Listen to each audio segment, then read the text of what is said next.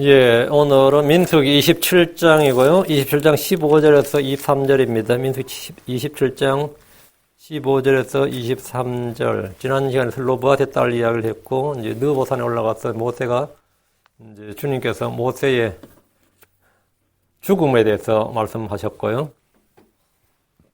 모세가 이제 하나님께서 직접 주의 음성으로 네 죽는다 하니까 어떻게 했어요? 히스기야처럼 울고 통곡하고 그러진 않았어요. 그죠? 모세는 그러진 않았습니다. 모세가 바로 기도를 했어요. 회중을 위해서. 자기가 죽고 나서 이 회중들을 인도해 줄 목자를 세워주시길 기도했는데 오늘 그 장면 27장 17절 한 사람을 이 회중 위에 세우사. 민수기 27장 17절 같이 읽습니다. 그가 그들 앞에 나가고 그들 앞에 들어오게 하시며 또 그들을 인도하시고 또 데리고 들어오게 하소서. 그리하사 주의 회중이 목자 없는 양같이 되지 않게 하옵소서. 주의 회중이 목자 없는 양같이 되지 않게 하옵소서. 하나님께서 한 사람을 이 회중 위에 세워서 주의 회중이 목자 없는 양같이 되지 않게 하옵소서. 요즘 한국 교회나 미국 교회나 다 양들이 목자를 필요로 하지 않잖아요. 왜? 자기가 양이 아니기 때문이에요.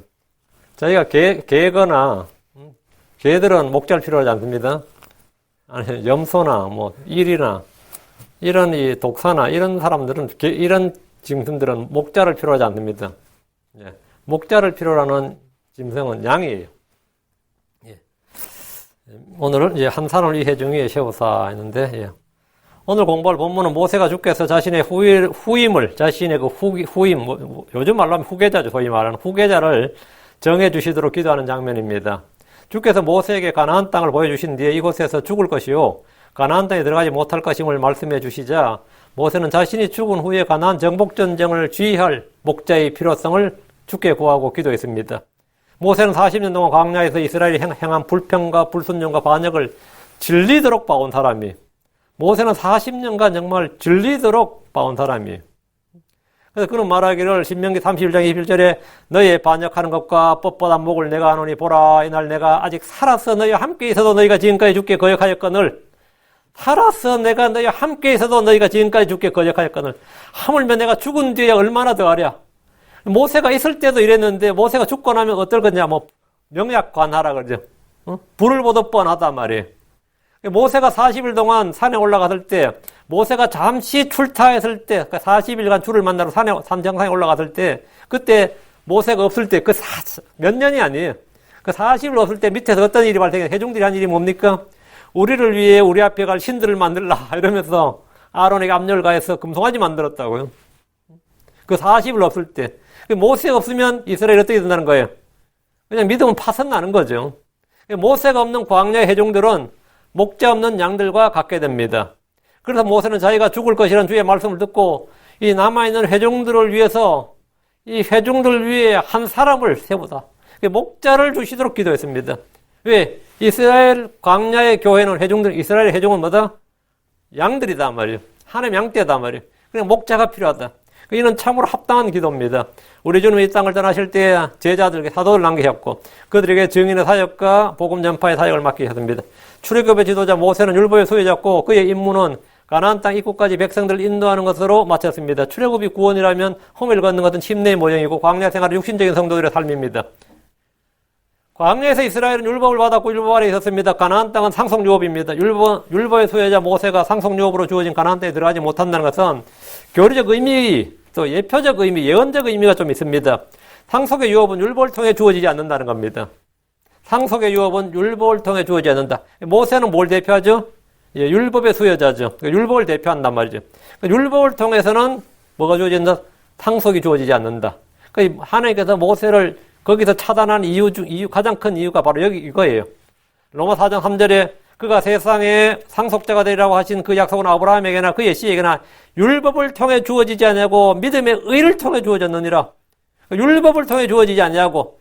근데 율법의 수혜자인 모세가 가나안 땅에 들어가지 않는 것은 당연한 이야기였던 거지. 율법으로는 아무 육체도 의롭게 될 수 없고 아무도 상속유업을 받을 수 없습니다. 로마 4장 14절에 만일 율법에 속한 자들이 상속자가 되면 믿음은 헛것이 되고 그 약속은 효력을 잃게 되느니라. 그 성경은 율법에 속한 자들이 상속자가 될 수 없다고 말합니다. 육신의 이스라엘은 아브라함의 후손임을 자랑했지만 율법에 속한 자들입니다. 그들은 율법 아래 있는 자들이고 율법에 속한 자들입니다. 성경은 그들이 율법의 의가 아닌 율법과 대언자들이 정한한 의, 곧 하나님의 의이신 예수를 믿어야 한다고 말씀합니다. 율법은 가정교사입니다. 갈라디아 3장 18절, 만일 그 상속유업이 율법에서 나면 그것은 더 이상 약속에서 나지 아니하느니라. 그러나 하나님께서는 그것을 아브라함에게 약속을 통해 주셨느니라. 약속을 통해 주셨지 율법을 통해 주지 않았다 이거죠. 하나님께서 모세를 이곳 모압 평야에서 죽게 하신 것은 단순히 무리밥 사건에서 그가 하나님을 거룩히 구분하지 않냐고 분노하셔서 반석을 2번 내리친 사건. 물론 주님은 이것 때문에 네가 이제 나를 거룩히 구분하지 않고 영광을 돌리지 않아서 이제 불순종으로 이제 그 죄를 물으셔서 가나안 때 들어가지 못한다고 말씀하셨는데, 여기는 예표적 의미와 교리적 의미, 예언적 의미가 포함되어 있습니다. 하나님께서 출애굽 1세대들, 즉 갈렙과 여호수아를 제하고 모두 광야에서 소멸시키신 것도 마찬가지입니다. 우리는 율법의 행위로 어렵게 될 수 없듯이 율법으로는 하나님의 상속유업을 받을 수가 없습니다. 하나님 우리에게 주시는 모든 은혜와 보상은 예수 그리스도를 통해서 옵니다. 이스라엘은 율법을 통해 어렵게 되고자 했습니다. 그들은 자기 의를 세우고자 하나님의 의를 버렸습니다. 성경은 말합니다. 로마 3장 1절에 그러므로 율법의 행위로는 어떤 육체도 그분의 눈앞에서 의롭게 될 수 없나니 율법으로는 죄를 알게 되느니라. 율법은 죄를 알게 되는 겁니다. 하나님이 그들의 율법을 주신 것은 율법을 섬기라는 것이 아니라 율법의 섬김을 받으라는 겁니다. 그 크리스천들, 여러분 잘 생각해야 돼요. 크리스천들의 율법은 뭐냐? 종입니다. 율법이 우리가 섬겨야 되는 주인이 아니고 하나님께서 율법을 주신 건 율법을 뭐라고요? 율법으로부터 섬기를 받으라는 거예요. 하나님께서 이스라엘은 너희는 율법을 섬기며 살아라. 그게 아니라 율법이 이스라엘을 섬기는 겁니다. 율법이 사람을 섬기는 거예요. 근데 이스라엘은 반대로 바리새인들도 마찬가지고 율법사들 서기관들은 그들 율법을 섬겼어요. 율법을 섬겼다고. 그러니까 율법을 섬기는 것이 아니라 율법의 섬김을 받으라는 겁니다. 율법의 가르침을 받고 율법의 인도를 받고 율법을 통해 이교도들이나 이방인들로부터 자신을 불리하고 보호를 받도록 율법은 뭐가 되는 거죠? 펜스가 되는 거예요. 그들과 분리벽이 되고 그들로부터 보호하는 뭐가 되는 거예요? 산성이 되고 방벽이 되고 율법이 딱 있으니까 그 율법은 이스라엘을 외부로부터 아니면 또 적으로부터 죄로부터 이교도들로부터 이방 풍수 아니면 그 가지한 것들로부터 더러운 것들로부터 그들을 보호하고 지키는 그런 방벽이 되는 거지. 그들 율법을 다 가지고 있기 때문에 율법의 보호를 받으라. 율법으로부터 보호를 받는, 율법이 그들을 지켜준다는 거지. 내가 율법을 붙든다 그러지만 사실 율법이 그들을 지켜주고 보호해주는 겁니다. 율법은 그리스도께로 인도하는 훈육선생입니다. 훈육선생이란 말은 뭐죠? 자, 왕이 있어요. 왕은 왕자들이 있는데 왕자들은 어릴 때부터 왕도 교육을 받습니다. 왕도 교육을 받아요. 당연히 받아요. 특히 세자나 세자, 세손 이런 사람들은 왕도 교육을 받는데 주로 그 교재가 중국의 4대 사서 중에서 대학이란 책이에요. 그 대학이란 책이 그 제왕학이라 그럽니다. 그 책을 어릴 때부터 막 가르치고 배웠어요. 그 말은 뭐냐면, 그 가르치는 선생은 뭐냐? 그냥 그가 왕이 될 때까지, 그렇죠? 가르치는 거예요. 그 사관학교도 그렇고 우리 신병교육도 가도 마찬가지인데, 장교가 될 때까지 이 장교 후보들 누가 가르쳐요? 조교들이 가르칩니다. 조교들은 장교 아니에요. 근데 그들은 장교 임명장을 받을 때까지, 장교 계급장 달 때까지 혹독하게 훈련시킵니다. 사관학교 다 그래요. 왜? 그때까지. 그러니까 주인은 자기 자식을 훈육선생한테 맡긴다고. 율법이 뭐라고요? 훈육선생이라고. 훈육선생이 하는 일은 뭐죠? 지키고 보호하고 가르치는 일입니다. 절대로 그 자식이 그 훈육선생보다 낮은 게 아니에요. 보호받는 거지. 그 훈육선생의 역할은 언제까지? 아이들이 자랄 때까지, 아버지가 정한 때까지 그 아이들을 감독하고 가르치는 겁니다. 그것이 전부입니다. 그것이 하나님께서 율법을 주신 거예요. 자, 본문 보겠습니다. 15절. 모세가 죽게 하려 이르되, 모세는 자신의 죽음에 대해 주의 말씀을 듣자 곧바로 뭐 했어요? 나한테 이럴 수가 있습니까? 주님 좀 섭섭합니다. 아니면 주님 뭐 금식하며 울면서 제발 들어가게 해주십시오. 막 이러면 또 좀 하나님도 난감하죠. 근데 모세가 죽게 하려 이러되 네 죽는다 할 때 너는 여기서 이제 내 조상들의 거두어지리라 하니까 곧바로 기도했어요. 그는 자신의 죽음에 대한 주의 판결을 받아들였습니다. 그는 적과 꿀이 흐른 가나안 땅과 상속 유업의 땅에 들어가고 싶은 마음은 간절했지만 개인적인 열망이나 소원으로 해결될 문제가 아니었습니다. 물론 때때로 성도들은 야곱이 씨름하듯이 주님과 씨름할 수도 있고 히스기야처럼 막 울면서 주의 말씀을 듣고도 막 울면서 간구하며 주의 긍휼과 호의를 구함으로 하나님의 뜻을 돌이킬 수도 있지만 모세는 그렇게 하지 않았습니다. 모세는 가나안 땅에 들어갈 수 없다는 주의 말씀에 순종했습니다. 지금 그의 관심은 자신의 죽음이 아니라 자신의 뒤를 이을 목자였습니다. 요르단강을 건너 정복전쟁을 지휘하고 유업의 상속을 나누어 줄 사역을 맡을 그런 사람에 대해서 주께 아뢰었습니다. 그는 자기 아들 게르솜이 있고 엘리에셀이 있었죠.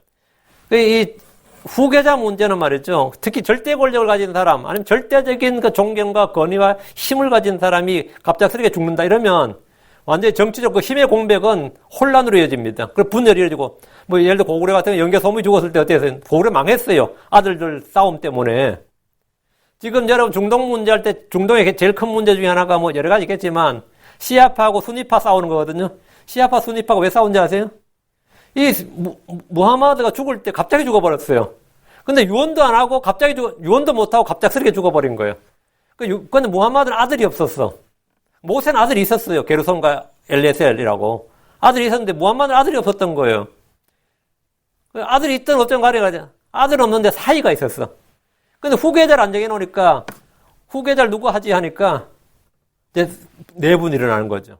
그 칼리프들, 힘 있는 사람이 해야 된다. 칼리프, 그 1대, 2대, 3대, 4대 칼리프들 해야 되는데 칼리프가 하면 되냐? 그래도 그 사이가 있으니까 사이도 자식 아니냐? 그래서 핏줄이 요금에도 있는 사람 하자. 이렇게, 야, 사이가 무슨 핏줄이 있냐? 이래가지고 그 사이로 이어받아서 하자. 이렇게 한 게 그 시압하고 맞나? 순위판가? 헷갈리네, 이게. 야, 그냥 힘 있는 대로 하자. 예, 그게 순위파고, 뭐, 그래요. 그래가지고 그게 참, 아직도 그 싸움이 그 참 말도, 그 종교전쟁이 엄청납니다. 근데 모세가 죽을 때 뭐, 게르솜이나 엘리에셀을 세워버렸으면, 솔직히 뭐, 큰 적은 아니었을 것 같아요. 왜? 뭐, 대제사장도 그렇잖아요. 어차피, 캐습했잖아요. 그죠?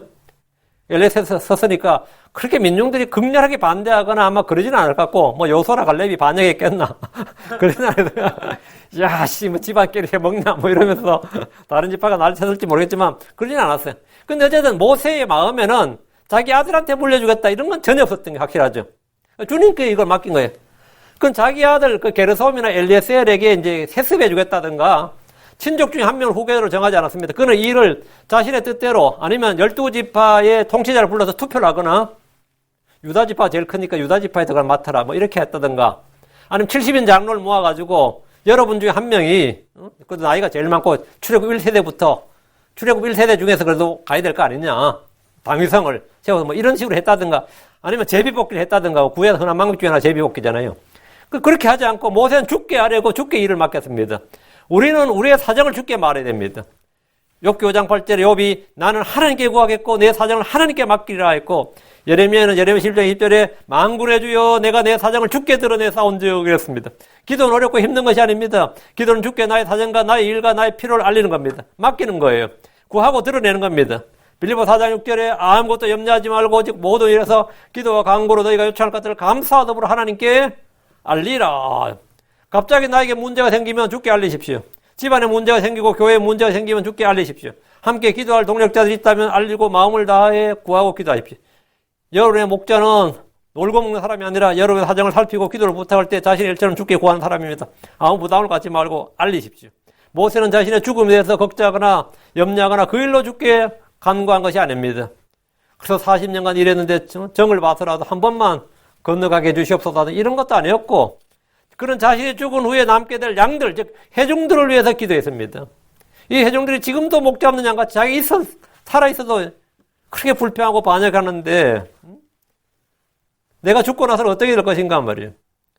거기에 대해서 16절 주 곧 모든 육체의 영들의 하나님께서 한 사람을 이 회중 위에 세우사 한 사람을 이 회중에 하나님께서 세우시라고 내가 세우는 게 아니라 모세가 죽게 기도할 때 부른 주님의 성호가 좀 독특하죠. 주 곧 모든 육체의 영들이 하나님이요 이랬다만 주곧 모든 육체들의 하나님이, 육체 영들의 하나님, 전능제 하나님이라든지, 아브라함과 이삭과 야곱의 하나님이라든지, 우리 조상의 하나님이라든지, 하늘의 하나님이라든지, 뭐, 만군의 주 하나님이시라든지, 뭐, 이스라엘의 하나님이시여. 이게 이제 이스라엘 사람들이 기도할 때 보통 일반적으로 부르는 하나님이에요. 일반적으로. 뭐, 그런 시작에 그리스도인들 하면 주로 뭐, 은혜로우신 하나님, 전능하신 하나님, 뭐, 사랑이 많으신 하나님, 뭐, 별의별 이제 쭉 부르죠. 그럼 자기가 늘 부르는 하나님이 있단 말이죠. 근데 이런 건 잘 안 나오거든요. 모든 육체의 영들의 하나님이요. 이런 기도할 때 이런 거는 여러분 대표기도 읽을 때 모든 육체의 영들의 하나님이시여. 이렇게 기도한 사람 없잖아요. 교회에서도. 이스라엘에서도 잘 없었어요. 근데 이 성경에 이 표현이 2번 나와요. 민수기 16장 22절에도 이 표현이 나오는데 민수기 16장 22절에 그들이 얼굴을 대고 엎드리며 이르되 오 하나님이여 모든 육체의 영들의 하나님이여 모든 육체의 영들의 하나님이여 한 사람이 죄를 지었거든 온 회중에게 진노하려 하시나이까 아니라 하나님은 모든 영들의 아버지십니다. 히브리서 12장 9절에 또한 우리에게 있던 우리 육체의 아버지들이 우리를 바로잡아도 우리가 그들 공경하여거나 하물며 영들의 아버지께 우리가 더욱 복종하고 이로써 살아야 하지 아니하겠느냐. 하나님은 영들의 하나님이시고 하나님은 모든 육체의 하나님이죠. 영들의 하나님, 모든 육체의 하나님. 예레미야 32장 28절 보라 나는 주요 모든 육체의 하나님이라 내게 너무 어려운 일이 있느냐. 모든 육체의 하나님이라. 그러니까 하나님은 모든 영들과 모든 육체를 다 주관하시고 통제하시고 마음대로 하시는 뜻대로 하시는 하나님이라 이 말이죠. 그러니까 모든 육체의 하나님, 모든 영들의 하나님. 그러니까 근데 모세는 모든 육체의 영들의 하나님이 합쳐서 불렀죠. 그러니까 하나님은 나의 영의 하나님이시고 또한 내 육체의 하나님입니다. 내 영과 내 몸이 다 주의 것입니다. 성도들의 몸은 주의 것이고 주의 전이고 주께서 거하시는 집이고 주의 장막, 주의 건물, 주의 농사요, 주의 도구요, 주의 지체입니다. 우리는 자신의 몸이 주의 무엇인 줄을 정확히 알아야 됩니다. 모세는 주 곧 모든 육체의 영들의 하나님께서 한 사람을 이 회중 위에 세워줄 것을 구했습니다. 하나님의 도구는 사람입니다. 하나님의 도구는 사람이에요. 사람들은 언제나 이런 방법 저런 방법 요령을 찾지만 하나님은 일하실 때 그 일을 할 사람을 부르시고 세우시고 보내십니다. 그러니까 하나님의 일은 언제나 한 사람이에요.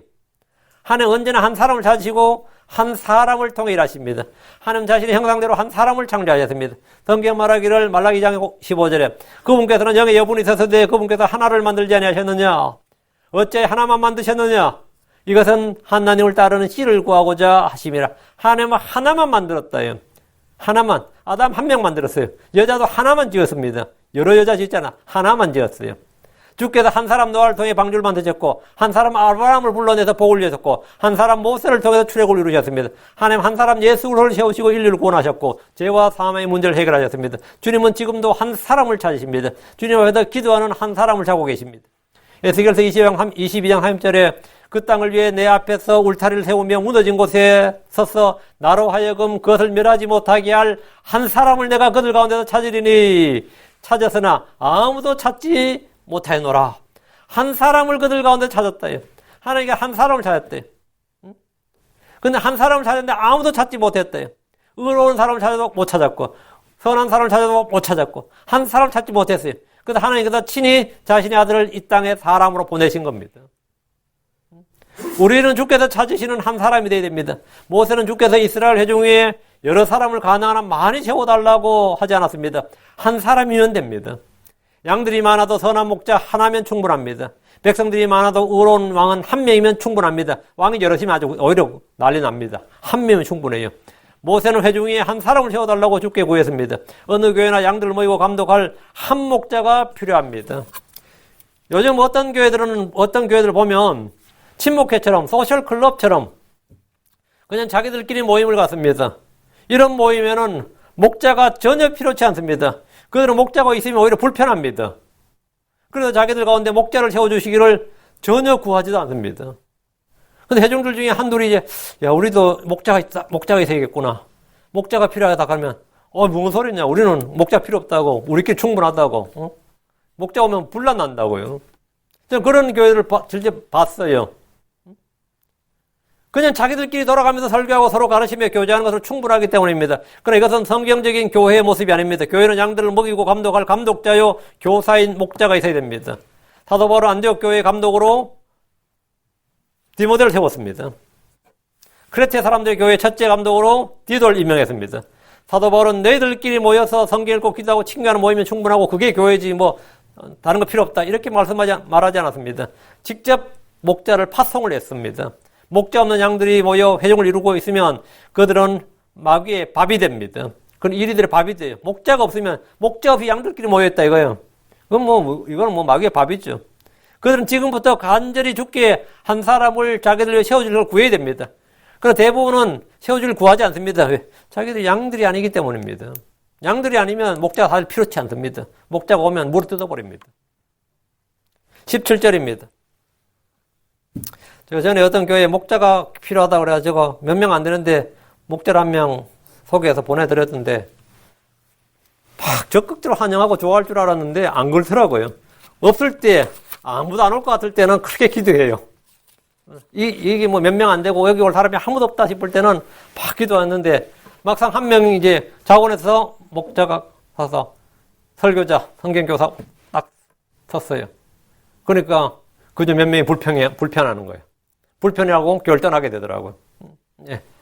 지금까지 아니었던 거예요. 아니었던 겁니다. 그게 드러나는 거지. 17절입니다. 그가 그들 앞에서 나가고 그들 앞에서 들어오게 하시며 또 그들 밖으로 인도하고 또 데리고 들어오게 하소서. 그리하사 주의 회중이 목자 없는 양같이 되지 않게 하옵소서. 모세가 회중에 목자를 세워달라고 한 것은 두 가지 이유입니다. 첫째, 그가 그들 앞에 나가고 그들 앞에서 들어오게 하기 위함입니다. 둘째, 그들을 밖으로 인도하고 또 데리고 들어오게 하기 위함입니다. 이 말 다 한마디죠. 같은 말이죠. 첫째, 둘째 나눴지만 목자는 양들을 인도하고 지키고 먹이고 감독합니다. 하나님은 이스라엘의 목자입니다. 아브라함과 이삭과 야곱이 목자였고 모세도 양떼를 치던 목자였습니다. 우리 주 예수님도 혼의 감독의 목자십니다. 모세가 회중에 세워달라는 목자 역할은 양들 앞에서 나가고 들어오며 밖으로 인도하고 또 데리고 들어오는 그런 목자입니다. 이집트에서부터 지금까지 40년 동안 이스라엘을 위해 그런 목자로서 역할은 모세였어. 목자로 섬긴 사람은 모세였습니다. 이제 모세가 죽고 나면 누군가 그 일을 해야 됩니다. 지금 17절에 그리하사 목자를 주의 회중에서 한 목자를 세워주사 말이에요.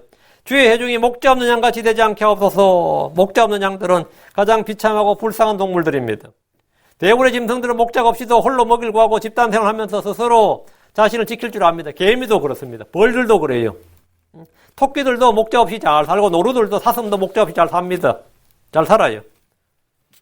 날카롭고 강력한 이빨이나 뿔이 있거나 아니면 덩치가 크거나 힘이 세든지 그런 게 없으면 발이라도 빨라서 도망을 칠 줄 압니다. 토끼들같이 힘이 없고 작은 짐승들은 바위 틈에 숨을 줄이라도 압니다.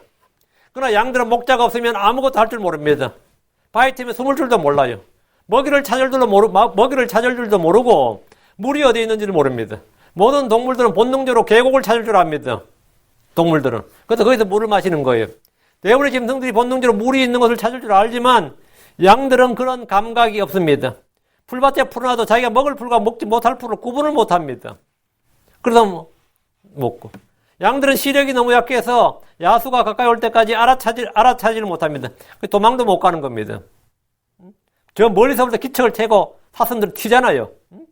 노루도 튀고 토끼도 튀는데 이 양들은 튀질 못해요. 또 튈 수도 없습니다. 앞발이 좀 짧아요. 달리기를 잘 못합니다. 또 잘 넘어지고. 한마디로 양들에게는 목자가 절대적으로 필요합니다. 그럼에도 양들은 자기 길로 잘 갑니다. 개나 소는 주인을 잃어버려도 귀소 본능이 있어서 다시 찾아올 줄 압니다. 그러나 양들은 그런 능력이 없어서 목자가 찾아 나서야 됩니다. 이스라엘은 양떼입니다. 크리스천들 역시 양들입니다. 모세는 양들에게 가장 필요한 것이 목자라는 사실을 알기에 주의 회중이 목자 없는 양같이 되지 않게 하옵소서 이렇게 구한 것입니다. 이건 정말 너무나 중요한 이 회중들에게 뭐가 필요하냐 이거예요. 지금 기름이 필요하고 식량이 필요하고 전투 무기가 필요하고 그게 아닙니다. 목자가 필요해요. 목자가.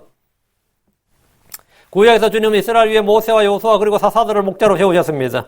그리고 다윗을 이스라엘의 목자로 삼으셨습니다. 신약에서 우리 위에 세우신 목자는 예수 그리스도입니다. 예수님은 선한 목자입니다. 예수님은 혼의 목자요 감독입니다. 예수님은 목자장이십니다. 그리고 각 지역 교회에 주께서 세우신 목자가 있습니다. 예수를 믿지 않는 사람들은 목자 없는 양과 같습니다. 마태복음 9장 36절에 그러나 그분께서 무리들을 보시고 그들을 불쌍히 여기는 마음을 가지셨으니 이는 그들이 목자 없는 양같이 지치고 널리 흩어졌기 때문이니라. 유대인들이 이스라엘의 목자, 선한 목자이신 예수를 믿지 않으므로 목자 없는 양같이 지치고 널리 흩어졌습니다. 지금 이 땅에 많은 성도들이 예수를 믿는다고 하면서도 목자 없는 양같이 길을 잃고 헤매고 있습니다. 우리 주변에 너무나 교회가 많지만 주께서 세우신 목자들이 아니라 신학교에서 양성된 직업 목사나 사꾼 목자들, 자칭 목사들이 너무 많습니다. 덕분에 목자 없는 양들처럼 지치고 악한 짐승들에게 먹잇감이 되어버리기 일쑤입니다. 18절 주께서 모세에게 이르시되 눈의 아들 여호수아는 그 속에 그 영이 거하는 자니, 그 영이 거하는 자니 언더라인. 눈의 아들 여호수아는 속에 그 영이 거하는 자니 너는 그를 데려다가 그에게 안수하고. 모세의 기도에 주님이 응답하신 거죠. 주님 즉각 응답하셨습니다. 주께서 모세에게 눈의 아들 여호수아는 그 영이 거하는 자니 이렇게 말하셨습니다. 주께서 모세의 뒤를 이어 이스라엘의 목자로 세우신 그 선정하신 선택하신 사람이 여호수아인데 주님께서 그를 세우신, 그를 부르시고 세우신 선정 이유를 말씀하셨는데 여호수아 속에는 그 영이 거합니다. 여호수아 속에는 그 영이 거한다. 그 영이 뭐냐? 여호수아 속에 거한 그 영이 뭡니까? 성경을 성경으로 비교해보면 간단히 알 수 있습니다. 성경은 모세 위에 있던 영을 취해 70명의 장로들을 줬습니다. 그때 그들의 주었던 영을 그 영이라고 합니다. 주께서는 누구의 아들 여호수아 안에 그 영이 거한다는 사실을 말씀해 주셨습니다. 하나님께서 모세에게 그를 데려다가 그에게 안수하라고 하셨습니다. 안수는 직무를 위임한 의식입니다. 안수는 자신의 것을 전가한 의식입니다. 주께서 모세에게 여호수아를 데려다가 안수하라고 하신 것은 모세의 직무와 사역을 위임하게 하신 겁니다. 이스라엘은 주께 헌물을 드릴 때 희생물을 가져다가 그 위에 안수를 했는데 이는 자기의 죄와 범법을 희생물에게 전가하고 넘겨주는 겁니다. 이스라엘 자손이 레위 사람들에게 안수한 것은 자신들의 직무를 대신하도록 위임하는 것이었습니다. 교회가 집사들을 세우고 사도들이 그들에게 안수한 것도 직무를 위임하는 것이었습니다. 주께서 병자들에게 안수하신 일이나 사도들이 안수한 일들은 주의 임재와 치유와 능력을 전달하는 의식이었습니다. 주께서 모세에게 여호수아를 내려다가 안수하라고 하신 것은 모세의 직분과 사역과 일과 권위, 이 모든 것들을 그대로 위임해 주라 이 말입니다. 하나님이 모세를 이스라엘의 목자로 세우셨듯이 여호수아를 모세와 같은 목자로 세우셨음을 말씀해 주셨습니다. 19절 그를 제사장 엘르아살과 온 회중 앞에 세우며 그들이 보는 앞에서 그에게 책무를 주고 모세가 여호수아를 데려다가 안수하고 그를 제사장 엘르아살과 온 회중 앞에 세우라고 하셨습니다. 그를 공식적으로 모세 후계자의 이스라엘의 목자로 공포하신 겁니다. 그들이 보는 앞에서 그에게 책무를 주고 그들이 보는 앞에서 모세는 공개적으로 대제사장 엘르아살과 회중들 앞에서 여호수아를 모세 자신의 후계자요 하나님이 세우신 회중들의 목자임을 선포했습니다. 그에게 책무를 주라는 것은 하나님께서 아브라함의 씨에게 주시겠다는 약속의 말씀 상속욕을 차지하고 백성들에게 나누어주는 사역을 하라는 겁니다. 그래서 여호수아 너는 이 회중들을 끌고 이 하나의 군대를 가지고 요르단강을 건너서 가나안 정복 전쟁을 하고 그들에게 땅을 상속으로 나눠주라. 이게 뭐냐? 모세가 여호수아에게 준 책무예요. 이거 본래는 모세 자기가 할 줄 알았는데 모세는 여기서 죽고 여호수아에게 이 책무를 이제 맡긴 거죠. 이건 이제 여호수아가 할 일이 된 겁니다. 이 일을 위해서 가나안의 부족들과 싸워야 되는데 무려 30명이 넘는 왕들과 그들의 군대들을 모두 정복해야 됩니다. 이스라엘 전쟁은 식민지를 개척하는 것이 아닙니다. 미국이나 캐나다, 호주가 원주민들을 몰아내고 그 땅을 자기들의 땅으로 만들고 국가를 건설했듯이 이스라엘은 그 땅의 족속들을 완전히 멸하고 그 땅을 자기들의 땅으로 만들고 하나님의 법이 다스리는 신정국가를 세웁니다. 여호수아에게 이 일을 하도록 책무를 주셨습니다. 여호수아는 가나안 땅을 정복하고 그 땅을 온 이스라엘에게 분배해 주는 그까지가 주의 책무, 그의 책무입니다. 그가 맡은 책무예요. 이미 여호수아는 광야에서부터 여러 번 전쟁을 치른 경험이 있습니다. 아말렉과 싸웠고 가나안 족속과 아라단과 싸웠고 아모리 족속 왕 시온과 싸웠고 바산왕 옥과도 싸웠습니다. 모세와 더불어 요르단 동편을 차지할 때 이스라엘 장군이 여호수아였습니다. 여호수아는 가나안 땅을 정탐하고 돌아와서 그 땅을 주께서 주셨다는 사실을 회중들 앞에 선포했고 갈렙과 더불어 당장 올라와서 그 땅을 차지하자고 했던 사람입니다. 갈렙과 여호수아는 다른 영을 지닌 사람이었다 했어요.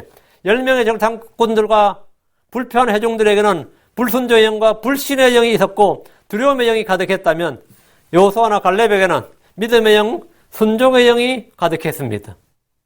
이건 이미 우리에게 주셨다 이거예요. 이거 우리 땅이다 이거예요.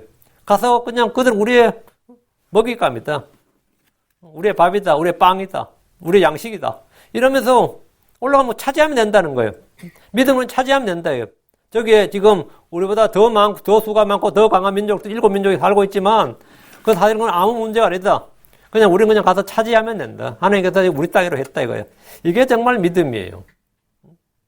내 눈에 하나님 저거 네 땅이라고 그러는데 가보니까 거기 사람이 살고 있네. 그것도 나보다 더 크고 강한 민족들이 살고 있네. 더 많은 사람이 살고 있네. 그러면 현실과 말씀이 부딪혔잖아요. 내 땅이라고 해서 와봤더니 뭐 쥐뿔도 내 땅은 무슨 하나님 주셨다고 하더니 와보니까 누가 이미 다 차지하고 있네, 말이에요. 그러면 뭐 어떻게 되겠어요? 그들을 몰아내야 됩니다. 이거 내 땅이라 하고. 하나님께서 우리가 말씀하신 많은 것들이 있는데, 하나님 말씀하신 것들을 하는데, 내가 현실에서 내 자신을 보니까 하나도 뭐 말씀하고 맞는 게 없네? 그럼 어떻게 되죠? 그 말씀을 붙들고 그걸 차지해야 됩니다. 그게 성도들이 이 땅에서 차지해야 돼요. 그게 믿음의 선한 싸움이고, 그게 승리자, 정복자가 되어야 된다고. 근데 대부분 성도들은 그렇게 안 하고, 자동으로 내가 갔을 때 그 텅비어 있기를 원해요. 텅비어 있기를. 안 싸우기를 안 한다고. 그래서 그런 건 없어요. 뭐든지 우리가 주의 말씀을 받았을 때는 말씀 받고 은혜 받고 나서 딱 그 현실을 딱 보면 말씀과 현실이 딱 부딪혀요. 그때마다 우리는 언제나 말씀을 붙들고 그 현실이나 내 마음에, 내 생각이나 내 마음이나 내 판단이나 나의 지식이나 이 모든 것을 부인하고 그 말씀을 붙들고 그것을 차지해야 됩니다. 그런 사람이 승리자고 정복자입니다. 그런 사람이 승리자고 정복자고 그런 사람들이 하나님의 말씀을 늘 체험하고 이 말씀이 늘 이 말씀의 사역자가 되는 거예요. 그렇지 않은 사람은 언제나 패배자가 됩니다. 언제나. 20절입니다. 내 종기 중 얼마를 그에게 주어 이스라엘 자손의 온 회중이 복종하게 하라. 복종, 누구에게? 여호수아에게 복종하게 하라고요. 이제 여호수아가 목자다 이거예요. 보통 왕조국가에서는 왕이 죽은 후에 왕이 오르고 왕권을 모두 갖습니다. 권력은 부자지간에도 나눌 수 없는 것이란 말이 있습니다. 권력이라는 것은 부자지간에도 나눌 수 없다. 그래서 왕조국가에서 왕이 죽고 나서 이제 계승을 하는 거죠. 여호수아는 모세가 죽기 전까지는 아무 힘도 권한도 없는 존재로 남지 않고 모세의 직무 중 일부를 맡게 하신 겁니다. 하나님 모세가 자연스럽게 권력을 위임하고 평화로운 정권 이양을 할 수 있도록 명령하셨습니다. 모세가 살아있을 때 온 이스라엘 회중이 여호수아를 인정하고 복종할 수 있도록 권위를 위임해 주신 겁니다. 내 종기 중 얼마를 그에게 주어 이 말은 힘의 분배, 권력의 분배를 말합니다. 자연스러운 정권 이양, 권력을 이양하고 힘을 이양하는 거죠. 회중들에게 절대적인 존경과 신임을 받는 지도자의 힘은 엄청 큽니다. 무려 40년 동안 이스라엘의 목자로 있었던 모세의 지위와 힘과 권위는 사실 이스라엘의 그 누구라도 대체 불가합니다. 대체 불가해요. 이 교회도 비슷합니다. 이 원로 목사님 아니면 이 창립 목사가 있으면 이대 목사가 아주 헤매요. 그 다음에 임명을 받아와도. 그래서 항상 분란이 일어나고 쪼개지고 그런 일이 많습니다. 그러니까 그냥 자식이나 사이한테 그냥 물려주는 한국 교회들이 굉장히 많아요. 그런 교회들은 그게 좀 덜하니까. 그럼 또 뭐 교회에 왜 세습제냐 해가지고 또 난리치고, 교회가 뭐 세습제냐, 교회가 왜 세습하냐 해가지고. 근데 교회 세습을 반대하는 사람들은 왜 세습 반대할 것 같아요? 지가 하고 싶은 거예요. 나에게 기회를 달라 이겁니다. 나에게 기회를 달라. 자기가 그 교회에서 그거 할 적은 아닌데, 그냥 그걸로 깽판 좀 쳐야 되는 거예요. 그걸로. 미국 교회도 큰 교회를 대부분 다 보면 자식 아니면 사이들이 물려받아요. 미국 교회에서 대부분 다. 근데 미국 교회는 전혀 문제가 안 돼. 왜? 그 성도들은 거기에 대해서 저걸 삼지 않습니다. 나도 이 교회 목사하고 싶은데, 목사하고 싶으면 그런 큰 교회도 목사 많아요. 그냥 목사하면 돼. 근데 뭐 하고 싶은 거예요? 대빵을 하고 싶은 거예요. 하여튼 한국 교회 하여튼 이게 문제가 엄청 많아요. 하여튼 지금 현재도 엄청 많은데, 왜 그러면 이 원로 목사, 이 창립 멤버 목사나 그런 다 부흥을 이룬 목사들, 이런 사람들은 실제로 힘이 막강합니다. 근데 그런 사람이 갑자기 은퇴를 한다든지 막 갑자기 죽는다든지 하면 후계자를 정해놓지 않으면 힘든데 후계자를 정해놔도 힘들어요. 후계자가 정해져도 사실 힘들다고. 사실 모세 정도는 말이죠. 대체 불가의 지도자단 말이죠. 대체 불가의. 이런 상황에서 여호수아가 목자로 세워졌습니다. 그럼 어떨 것 같아요? 이제 이런 경우라면, 일반적인 정치 세계라면 말이죠. 세속 세계에서는 그냥 모세가 오랫동안 살면서 막후에서 여호수아의 뒤를 봐주고, 그에게 힘을 실어주고, 정치적 반대 세력을 다 제거해줘야 돼요. 그리고 이제 죽으면 평화롭게 이양이 되는 겁니다. 중국의 덩샤오핑이라고 그러죠. 등소평이라고 합니다. 어쨌든 죽으면서 그게 안 돼가지고 아주 난리가 났었고, 등소평이가 이제 그걸 딱 보고 나서 자기가 죽을 때까지 정권 잡고 있었습니다. 그래서 자기가 물러날 때 중국을 위해서 멋진 걸 하나 만들어 놓고 간 거예요. 그게 뭐냐면 장쩌민을 딱 후계자로 만들어 놨어요. 근데 장쩌민이라는 사람은 사실 어쩌면 듣보잡이에요. 이게 등소평이 오랫동안 막강한 권력자를 뒤를 이을 수 있을까? 등소평이가 뒤에서 막구에서 오래 살면서 장점인의 반대색을 다 물리쳐, 다 제거해주고 죽었어요. 근데 이 양반이 얼마나 또 현명했냐면, 권력을 잡으면 또 마음이 사람이 변한다. 니는 딱 10년만 하고 물려주라 그랬어요. 근데 분명히 이놈이 10년 하고 물려줄 건 아니거든. 정신 죽을 때까지 할 게 뻔하니까. 장점인 10년 하고 그 뒤에 할 사람 후진따오를 딱 미리 2명을 임명을 해버린 거예요. 니는 10년 하고 반대 얘한테 물려줘야 된다고. 이걸 인민들에게 다, 그러니까 인민들이 다 알게 해놓은 거예요. 근데 다음 사람은 그 다음 또 사람을 임명자를 후계자를 임명하게 하는 거예요. 장점인은 후진따오 다음 사람을 임명하게 하고, 후진따오 자기 다음 지직속은 그 위에 사람이 운명이에요. 그 자기 직계를 마음대로 운명 못하는 거지. 그 다음을 임명하도록 만들어 놨어요. 근데 그걸 이번 깨뜨리는 사람이 지금 시진핑이라는 사람이 그걸 지금 깨뜨리려고 그러고 있는 거죠. 예. 다음 지도자를 다 감옥에 집어넣어 버렸어요. 그래서 지가 정신적으로 하려고. 그럼 이제 이 사람 죽었을 때 이제 난리 나는 거지. 이 사람 죽었을 때. 그 모세가 이제 오랫동안 사면 여호수아에게 권력을 주면 좋은데 지금 보면은 하나님께서 네 종교 중 일부를 주라. 그러니까 지금 아직 모세는 살아있으니까 죽기 전까지 여호수아에게 확실하게 이 회중들이 그에게 복종할 수 있도록 권위를 주라는 거예요. 그 하나님은 모세가 지금 살아있는 동안에 여호수아에게 그가 가진 종교 중 얼마를 그에게 줘서 이스라엘이 그에게 복종하게 했습니다. 여호수아가 하나님이 세우신 목자라는 사실을 온 회중이 인정하고 받아들일 수 있도록 하는 것이 이제 지금 모세가 죽기 전 해야 될 일이었습니다. 21절. 그는 제사장 엘라살 앞에 세우고 엘라살은 그를 위해 우림의 판결에 따라 주 앞에서 구할 것이니 그의 말에 따라 나가고 그들 곧 그와 함께한 이스라엘의 모든 자손 즉 온 회중은 그의 말에 따라 들어올 것이니라. 그럼 가 하면 가고 서 하면 서고 하면 이게 지시간이란 말이죠. 여호수아의 말이에요. 오라 그러면 오고 가라 그러면 가야 된다 이거예요. 주께서 여호수아에 대해서 그런 제사장 엘라살 앞에 서고 엘라살은 그를 위해 우림의 판결에 따라 주 앞에서 조언을 구할 자니라 이렇게 말했습니다. 이게 이제 여호수아와 이제 모세의 차이예요. 모세는 우림이나 둠밈이 필요치 않았습니다. 왜? 모세는 지성소에 바로 들어가서 주님과 친구처럼 대화를 했어요. 그 모세는 우림이 전혀 필요치 않았다고. 근데 여호수아는 그렇게 못하는 거예요. 여호수아는 주의 뜻을 구하기 위해서 뭐라고요? 제사장 엘라살 앞에 와서 대제사장이죠. 엘라살의 우림에게 물어야 된다는 거지. 모세가 주의 성막에 가서 직접 주님과 친구처럼 대화를 나누었는데 여호수아는 모세와 같은 그런 권위나 힘, 지위를 갖지 못했습니다. 모세와 같은 그렇게 주의 성막에서 주님과 교제를 나누지 못했습니다. 모세는 우림이나 둠밈이 전혀 필요치 않았습니다.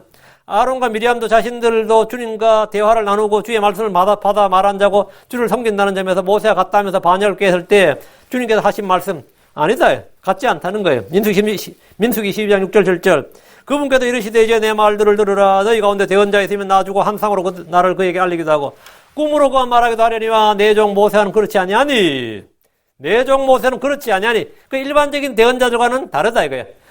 주님은 모세에게 환상이나 꿈으로 말하지 않는다고요.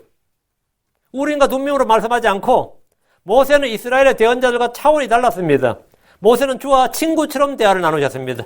출애굽기 33장 11절 주께서는 마치 사람이 자기 친구와 이야기하듯 모세와 얼굴을 마주 대하여 말씀하시니라. 모세와 주님과는 커뮤니케이션이 어떻게 된 거죠? 친구처럼 얼굴을 마주 대하여 말씀했다잖아요. 그러니까 주님은 모세에게 꿈이나 환상이나 우림이나 둠밈으로 말씀하지 않으셨습니다.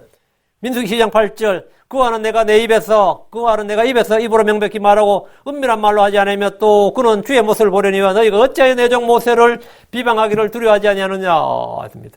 너희하고는 전혀 격이 다르다 이거예요. 어디 비비대고 있느냐 이거예요. 맘먹으려고 그러냐 이거예요. 하나님께서 모세에게 절대적인 권위를 준 거고 파라오나 이런 애들은 그 신과 모세는 그에게 신이었어요. 그 정도의 하나님께서 절대 권위를 부여해 주는 거죠. 이런 사람이 지금 갑자기 죽는다 생각해 봐요. 모세는 주의 모습을 본 자입니다. 이런 모세를 이은 여호수아가 이스라엘의 목자가 되었는데 그런 제사장 앞에서 우림으로 주의 뜻, 주의 판단, 주의 조언을 구할 수 있도록 허락하셨습니다. 주께서 이스라엘 회중에게 여호수아의 말에 따라 나가고 그의 말에 따라 들어가라고 하셨습니다. 그의 말에 절대적으로 순종하라는 거예요. 하나님께서 모세를 세우셨듯이 여호수아를 그렇게 세우셨기 때문입니다. 양들은 목자의 음성과 권위에 순종해야 됩니다. 이것은 신구약에 구분이 없습니다. 오늘 현대교회의 특징 중 하나는 인본주의, 민주주의, 세속주의, 자본주의, 머티리얼리즘, 물질주의. 그게 공산세계로 하면 머티리얼리즘이 유물론이 되고요. 이 자본주의로 하면 머티리얼이 뭐죠? 그 돈이 되는 거예요. 그게 자본주의예요. 어떤 이들은 교회에 목자가 있는 것이 성경적이면서 목사 제도는 비성경제라고 강력하게 주장합니다. 어떤 사람들은 목사를 니콜라파니 교권주의니 권위주의니 하면서 배척합니다.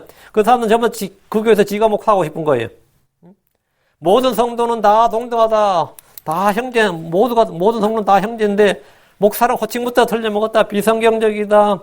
뭐 이런 주장도 있고, 미리암이 모세를 대적할 때 이런 주장을 했고, 고라와 다단과 아비람과 250명의 통치자들이 모세와 아론을 대적할 때 이런 주장을 했습니다. 성경은 양들이 목자에게 어떻게 해야 되는지 말해줍니다.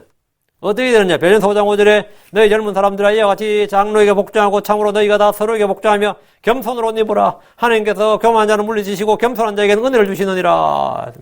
목자는 양들을 모이고 감독해야 됩니다. 양들은 목자에게 순종하고 존경해야 됩니다. 디모데전서 5장 17절에 잘 다스린 장로들을 두 배나 존경할 때로 여기되 특별히 말씀과 교를 수고하는 자들이 그리할지니라. 목자는 모이고 감독하고 다스린 자입니다. 마음에 불순종과 반역의 영이 가득하고 그런 사람들의 이런 말에 굉장히 민감하게 반응하며 속에서 막 반발감이 울컥 솟아오릅니다. 지금 막 이 설교 듣는데 막, 윤 목사도 한 패거리네 싶고 막 이게 반발감이 속에서 막 확 솟아오른다. 그건 반역의 영과 불순종이 충만한 육신적인 성도입니다. 아니면 일이 떼거나, 개 떼거나, 일이 떼거나. 아니면 고양이 새끼를 좀 돼요. 지는 고양인데 뭐, 자기 생각엔 지가 호랑이인 줄 아는 그런 놈들도 있어요. 그런 놈도 있어요. 분명히 성경에 기록된 영감 있는 주의 말씀이지만 비성경적인 주장처럼 들리고 그렇게 생각이 듭니다. 히브리 13장 17절에 너희를 다스린 자들에게 순종하고 복종하라. 그들은 마치 자기가 회개보고할 자인과 같이 너희 혼을 위해 깨어있나니 그들이 기쁨으로 그것을 하게 하고 근심을 하게 하지 말라. 그것은 너희에게 유익을 주지 못하느니라. 이 말에 아멘 하고 속에서 아멘 하고 나와야지. 또 시작됐네. 뭐 이런 반이 나왔다. 그건 자기 자신의 정체성을 지금 스스로 드러내는 거예요. 지금 이 말씀이 막 마음속에 저항감이 오르고, 삐딱한 마음이 오고, 쓴뿌리가 나고, 열받고 이런 사람들은 지금 자신이, 내가 하나님의 양떼가 아닌가 보다 이렇게 생각하면 됩니다. 이거 주의 말씀입니다. 이거 주의 말씀이에요. 성경 목자를 너희를 다스리는 자들 이렇게 말합니다. 모이고 감독하고 본을 보이는 자들, 전부 다 아멘이에요. 너희를 다스리는 자들 하면, 어이구, 그런 말이 성경에 있나 싶어. 너희를 다스린 자들이라고 합니다. 물론 목자는 양떼들 위해 주인처럼 굴림해서는 안 됩니다. 양떼를 모이고 감독하되 억지로 하지 말고 자진해 싸고 더러운 이익을 위하지 말고 준비된 마음으로 해야 됩니다. 광야의 교회는 이제부터 여호수아가 가라고 하면 가고 오라고 하면 와야 됩니다. 22절 모세가 주께서 자기에게 명령하신 대로 행하여 여호수아를 데려다가 제사장 엘르아살과 온 회중 앞에 세우고 모세는 주께서 명령하신 대로 문자 그대로 행했습니다. 모세는 신실한 종입니다. 그런 여호수아를 데려다가 제사장 엘르아살과 온 회중 앞에 세웠습니다. 대제사장 직분이 아론에서 엘르아살로 계승되었듯이 모세의 직분은 여호수아에게 계승되었습니다. 제사장 앞에서 온 회중 앞에서 그는 이스라엘의 목자요 모세의 직분을 계승한 목자로 공식적으로 시험받았습니다. 하나님은 제사장 직분을 혈통에 따라 세습제로 하셨고 정치적 권력은 직접 임명하셨습니다. 모세, 여호수아를 이어 이스라엘을 재판한 사사들은 주께서 친히 선택하시고 세우신 자들로 세습이 아니었습니다. 사사들은 세습이 아니었어요. 그중 세습은 한 명도 없었습니다. 다윗이 왕이 된 후에 유다는 다윗의 혈통으로 왕위가 세습되었습니다. 그러나 바빌론의 침략으로 다윗 왕조가 끊어진 후로 이스라엘은 왕이 없었습니다. 훗날 주께서 이스라엘 위에 세운 왕은 주 예수 그리스도입니다. 그러나 그분은 자기 백성에게 배척을 받았습니다. 이제 곧 다시 오실 주 예수님께서 이 땅에 친히 왕국을 세우시고 왕좌에 앉으실 것입니다. 의의 왕, 평강의 왕, 민족들의 왕, 땅의 왕, 성도들의 왕, 하늘의 왕이신 그분의 왕국은 끊어지거나 멸망하지 않습니다. 그분의 왕국은 영원합니다. 23절 그에게 안수하며 그에게 책무를 주었으니 주께서 모세의 손으로 명령하신 것과 같았더라. 모세가 여호수아에게 안수하여 그에게 책무를 주었습니다. 말씀드린 대로 안수는 책무의 위임입니다. 이는 주께서 명령하신 것입니다. 요즘은 누구에게 책무를 줄 때 임명장을 주지만 성경에서는 안수를 줍니다. 오늘날 교회에서는 안수가 남발되는 경향이 있습니다. 예수님께서 안수하사 병을 낫게 하시고 사도들이 안수해서 성령을 받게 한 일들을 근거로 성도들에게 은혜를 베풀듯이 호의를 베풀듯이 예배 끝날 때 앞으로 쭉 나오라고 그래가지고 막 안수를 해주는 목사, 부흥사들이 많이 있습니다. 안수를 마치 축복을 내려주는 도구의 통로인 것처럼 인식하는 분들도 많습니다. 성도들이 욕을 하고 그걸 좋아하니까 목사도 하는 거예요. 그리고 예배 끝날 때 그냥 마치지 않고 전부 다 고개 숙이라 그러고 한 명이 앞으로 나오라 그래가지고 매주 안수해주는 분도 있어요. 매주 안수해주는 분도 있어요.